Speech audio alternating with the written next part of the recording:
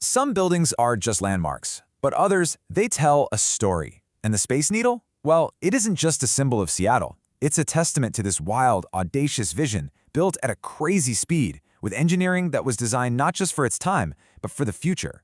So let's dive in and explore how this incredible icon came to be. Motion sickness medicine during an earthquake? I know, that sounds absolutely terrifying, right? But believe it or not, that's the secret to the Space Needle's incredible survival. See, it's designed to be flexible, not rigid, and that totally unexpected idea is really at the heart of this whole story. All right, here's our game plan. We're going to start with the spark of an idea, race through its almost impossible construction, then we'll uncover its hidden engineering genius, see how it was reborn for the 21st century, and finally, appreciate its place as a truly enduring icon. To really get the needle, you gotta go back. Picture it, it's the late 1950s. The Cold War is heating up, the space race kicks off with Sputnik, and Seattle is a city that's kind of searching for a new, modern identity. The stage was perfectly set for something big. And what's just mind-boggling is the speed of it all. In 1959, a World's Fair organizer named Eddie Carlson gets inspired by a tower he saw in Germany, and he sketches this idea on a postcard.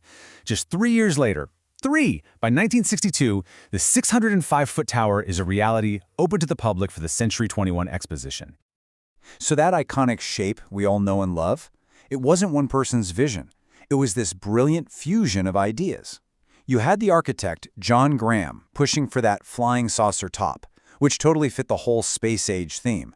But it was Victor Steinbruch who came in with the idea for the elegant, pinched-waist tripod base that gives the tower its unforgettable look. Okay, so they had the design, but turning that vision into actual steel and concrete, that was a monumental challenge. The team was up against two nearly impossible constraints. They had almost no space to work with and even less time. First up, the location. The investors had to buy the land themselves, and the only spot they could get was this tiny 120 by 120 foot square where an old fire station used to be. Just think about that for a second. How on earth do you build a stable 600-foot tower on a plot that small? And if that wasn't enough, they had the clock ticking. They had roughly 400 days to build the entire thing from the ground up. There was zero room for error, no room for delays, which forced them to come up with some incredibly innovative construction techniques. So how did they solve that tiny lot problem? Well, it all started by going down. They dug a 30-foot deep hole and filled in what was at the time the largest continuous concrete pour the West had ever seen. For an entire day, 467 cement trucks lined up one after another to create this massive underground anchor. Building the top was just a masterclass in logistics. A crane inside the tower's core lifted the main sections up. But for the outer halo ribs, workers had to literally sit on the beams and slide these 75-pound steel segments into place by hand. And then, to get the crane out, they just lowered it down the core and pulled it out through a hole they had planned for in the side. Just genius. What's truly remarkable is that this frantic pace didn't compromise safety at all. In fact, the engineers over-engineered the needle to a degree that was pretty much unheard of back then. And this right here, this is the secret sauce. The foundation, weighing a colossal 5,850 tons, is intentionally heavier than the entire 5,350-ton tower it supports. All that weight creates an extremely low center of gravity, which makes the whole thing fundamentally stable. It's kind of like a pyramid.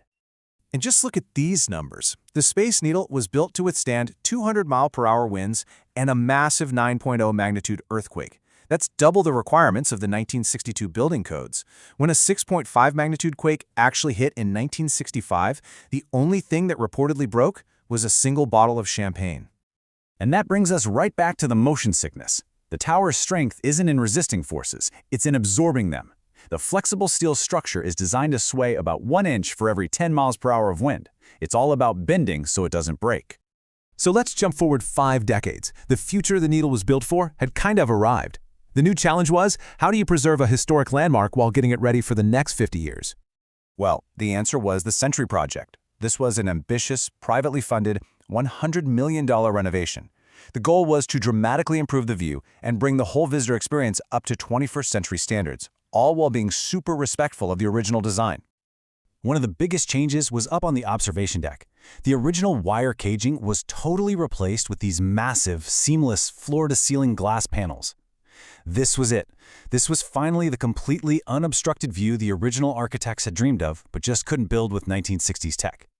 But honestly, the real showstopper happened one level down. The original restaurant, which rotated its 125-ton platform with just a single 1.5 horsepower motor, was replaced by The Loop, the world's first and only revolving glass floor, now powered by a new 12-motor system. The engineering behind this thing is just staggering. I mean, this isn't just a window you're standing on. The Loop is a 37-ton structural element made of 10 layers of glass, and it's 5 times stronger than the code requires. It gives you this incredible view, not just of the city below, but of the tower's own elegant structure and the machinery that's making you turn. At the end of the day, all of this work, both back in 1962 and again in 2018, was done to make sure the Space Needle wasn't just a relic of the past, but a living, breathing piece of architecture that continues to inspire. And this chart, wow, it really puts the commitment into perspective.